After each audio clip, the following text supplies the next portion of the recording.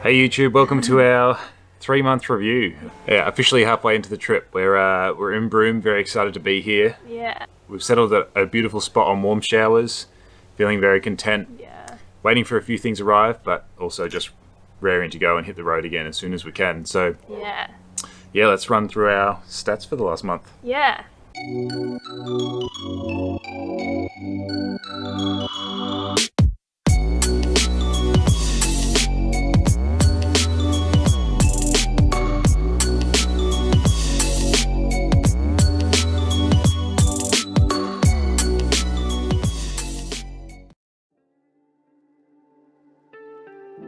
So this month we had a total of 21 days on the bike and 9 rest days, which was quite a few more rest days than we'd planned for.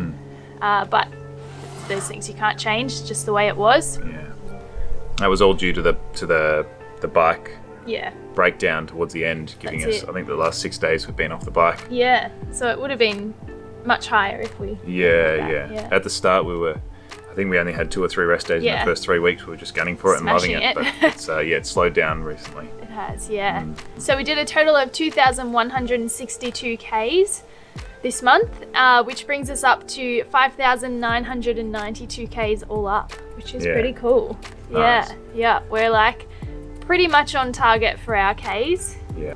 And our average per day is up, which we're really pleased with. It's at 103 Ks per day, which is feeling pretty good at the moment. Yeah, the big bump on the last 2 months, we've just been sitting flush on 83. So to get an extra 20 Ks per day, even taking into account the rest days, we've been able to bump up and increase what we're doing. It's good. Yeah. Feels good. So our speed is also up 20.5 Ks per hour. That was previously for the first 2 months at 18.3, so that was nice not to get 18.3 again. And elevation was 6,605, so down, but we were expecting that riding through the Pilbara. It's very flat. Yeah. So yeah, all in all, a good month for stats. Yeah. Feeling pretty pleased with all of that. Finally got the bump up. I think last month we thought we were going faster and further and hadn't changed at all, whereas this time we've just felt like we've been just steady, tracking along, doing our thing, and then look down at the stats and actually reflects that, which is good. Yeah. All right, next up, junk time stats. All right, so it's junk time stat time. So first junk time stat, 40 plus degree days. We've had 16 days in the last 30 days of 40 plus degree heat. Yeah. It's just starting to cool down now, but that was pretty rough in the middle. I think we had 14 days straight, which was unbelievable, new experience for us. Yeah. We did start to get used to the heat though, which was reassuring. And it was 24 degrees at about 7 o'clock this morning, and that felt cool, so we're definitely adjusting to that. But it's just so different to Victoria and Melbourne that we're used to. You know, you get a 40 degree day and then that's middle of summer, the next day cools down, or you maybe get 2 days stretched together that's 40 plus, whereas here 40 standard, and wet season out here apparently it's 45 plus degrees every day for all of summer. Yeah, I'm not ready for that.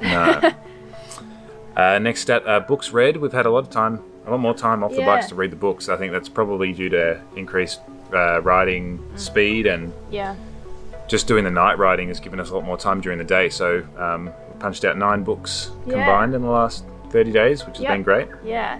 Getting into the Lee Child Jack Reacher series. Yeah. Bit of Bourne, Identity. What else have we been doing? There's a lot of crime thrillers, nice easy reads, nothing too complex. Flat tires has been a big one for us. In the last 30 days we have had nada. 0 flat tires. We've been loving it.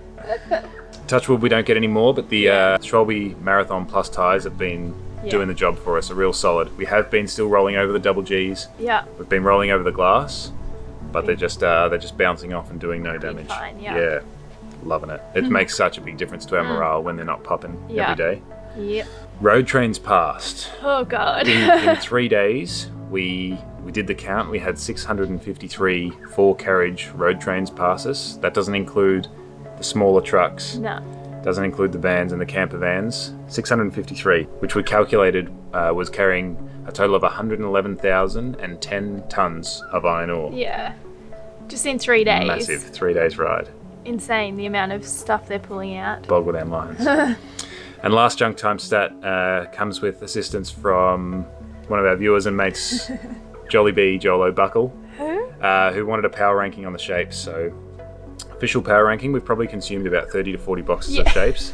We've tried all the new flavors, the double cheeseburger, the triple cheese toasty. Cheese toasty, yeah. Unsure. It always comes back to the classics. Oh, well, we'll say this power ranking is an accumulation of a few things. Yes. We've plugged some stats into a very complex algorithm, factoring in our flavor profile, availability of shapes, the volume consumed, so how much do we want to keep going back to the same shapes? Yes. And the Moorish scale, which is its own algorithm. You know, how many can you consume per minute comfortably? Yes. And feel like you're still enjoying them. Complex algorithm. Here's the stats. So number 3 coming in is the barbecue shapes. Yeah. Very solid choice. Doesn't disappoint, but can get a little bit salty towards the end. Yes. Yep. So dips down on the Moorish scale in the final minutes of the consumption. Number 2, surprise to most, but not to Joel, is the nacho cheese. It's a favourite. It's not always available. No. But right up there in the Moorish scale. Flavour profile is huge. Yeah. And the crumbs at the end are just very scrumptious. A nice way to finish off the box. So nacho cheese coming in strong at number 2. Number 1, it's got to be the pizza shapes. Off the charts on the Moorish scale. Yeah. High availability. Really good profile. Yeah. Just does the job, and we just find ourselves going back to the pizza shapes every time. Yeah. Can't go wrong. No. Different crunch factor to the pizza shapes as well. Mm-hmm. So there's our scale. And maybe an honourable mention to savoury shapes. Yep. They come in a very close 4th. High availability, high Moorishness, Yeah. but we haven't actually consumed that many, so we can't We couldn't put give them a in true there. ranking. Yeah. Sorry, Savoury.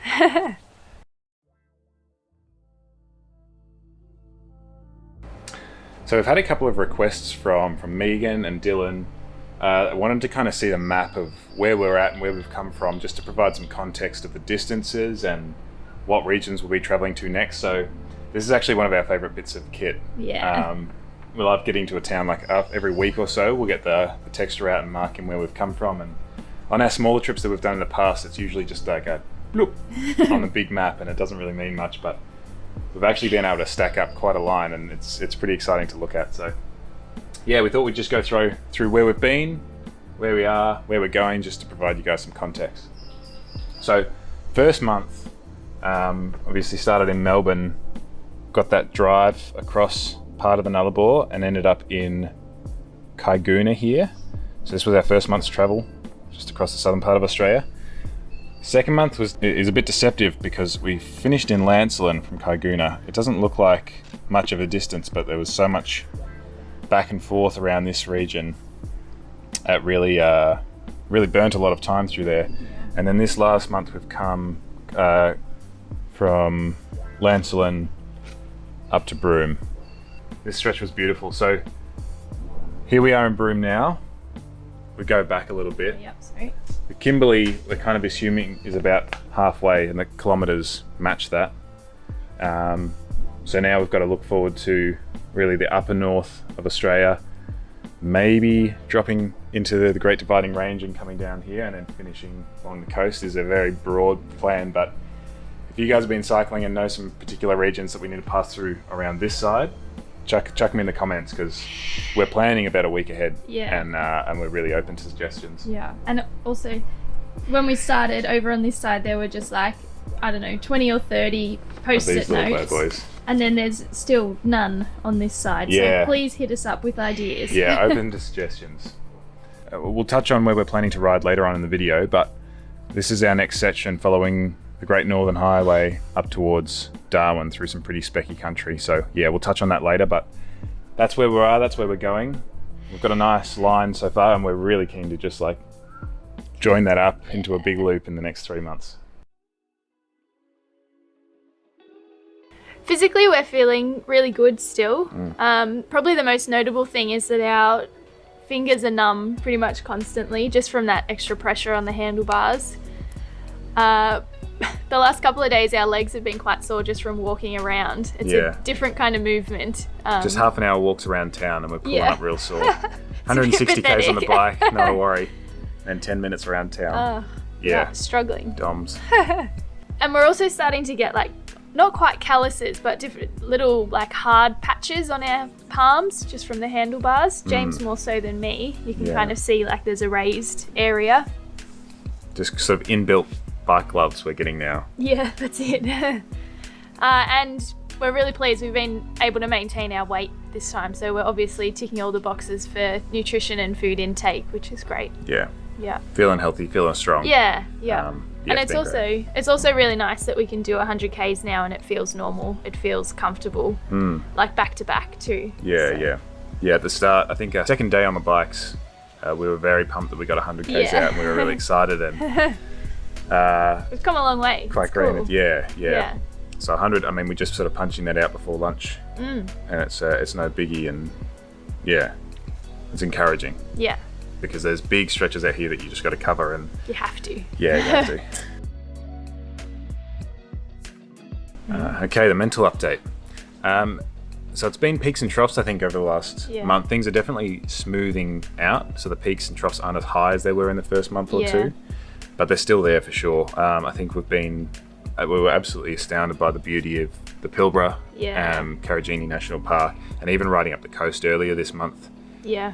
Getting those big sand dunes and the scrubby bushes and the tailwinds and things, it was brilliant. But coming into the big towns every time, it's just a pressure. The traffic picks up, rubbish picks up, it gets busy, it gets stressful, and that brings us down a little bit, I think. Yeah, it does. Particularly the stretch coming from Carragini into Port Hedland. Yeah. The road trains really started to pick up. It got difficult riding, it got stressful, more rubbish, more graffiti, and we really sort of noticed the human impact on nature around that area more than anywhere else. That was really pronounced, and that affected us, affected our moods. Yeah. So we're finding that our moods are really reflecting the places that we're in. When we're in those kind of busy, stressful spots, locations, we start to miss home. Yeah. Our moods start to drop a little bit, and we just go into sort of work mode where we put our heads down and punch things out. Yeah. Knowing that we'll get to a good place further, but now we're in Broome. It's a perfect spot. We've just been set up in an amazing place with a Warmer Showers host, Martine, and a beautiful home. Broome itself is lovely. It's lush. There's plenty to do. Nice sights. And we're definitely feeling more energetic and more positive. Absolutely. Yeah. Particularly with the rides that are coming up now. We've got a couple of days grind to get out to the good stuff, and then it's like 3 weeks of just like stellar, really, really nice, lush scenery, and I think we're doing well overall. I think the other thing too that we picked up on is that the fatigue we're getting from socializing. We've actually had about almost a week off the bikes now, doing some schmoozing to get some lifts, meeting people a lot at the caravan parks, and just a lot of socializing, catching up with people that we met a couple of weeks back and hanging out with them, and it's been amazing. It's been really great, and it is all really lovely, but we get tired. We're not used to that much socializing. Usually it's 5 days in the middle of nowhere, come into town, meet some people and have a quick chat, and then back to our own thing. But it's tiring. It is, particularly because James and I have been together so long. Like, we communicate without really saying much, and then to get into town and you just bombarded with questions, and it's great that people are interested, but it does get tiring. Yeah, for sure. So we're looking forward to getting back out into remote areas and just chilling for a while, just doing the hard physical work without the mental strain. Overall we're in a great space. We're really motivated about the next stretch, getting out to the boab trees and seeing all of those gorges. So that's great. We're in Broome. We're about to head out into the Kimberley. And couldn't be more excited. Unfortunately, we can't do the Gibb River. No. The grader hasn't come through yet. The road's a year old, and there's been some heavy rains that have just washed out whole chunks of road, and I think there's still some sections that aren't open yet. Yeah.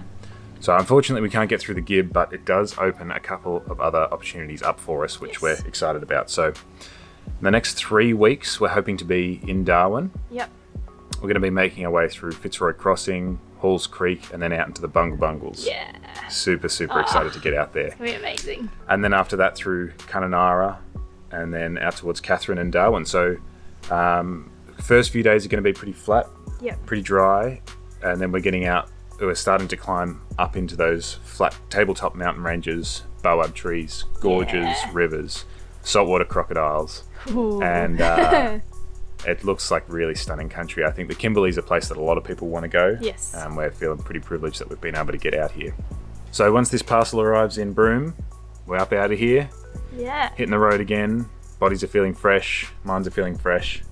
And yeah, can't wait for the next month. It's going to be a big one. Yeah, so stay tuned for the next episode. If you like what you're seeing, if you want to keep following along, keep hitting that subscribe button. Keep chucking those comments down. We're loving hearing from all you guys back home and around the world. And yeah, see you in 4 or 5 days on the road.